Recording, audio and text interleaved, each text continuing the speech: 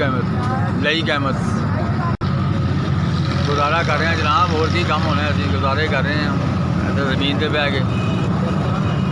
हाँ, शुरू तो ही पहले दुकान ही सी मेरी, तो वो कोई मसला यहो जिहा हो गया, दुकान छड्डनी पै गई, फिर जमीन पर आके पै गई। हम की करिए, दुकान का किराया नहीं दे सकते, तकरीबन ख्वार हो रहे हैं, बस गुजारे कर रहे हैं। अल्लाह पाक ही है जो कर दे, तो मसला कोई नहीं है साढ़ा। रोज़ का 300-400 500 पर 300-400 200-300 200-300 कभी 300 कभी 500 किराए पे मकान है। मकान का किराया 6-7 हज़ार रुपये है।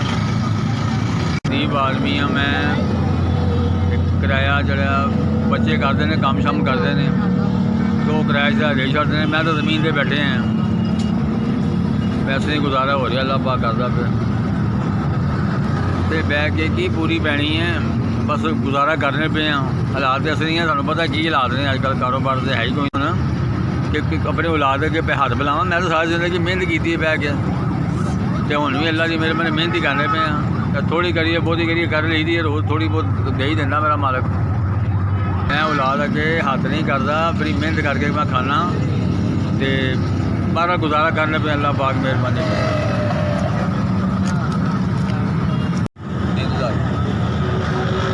हाँ जी, माड़े बंदे ने हैल्प की, जिन्हें मेरी हैल्प की है, मेरी मदद की है, अल्लाह पाक उन्हें जिंदगी देवे, अल्लाह पाक उन्होंने अजर देवे और अल्लाह पाक उन्हें तंदुरुस्ती देवे।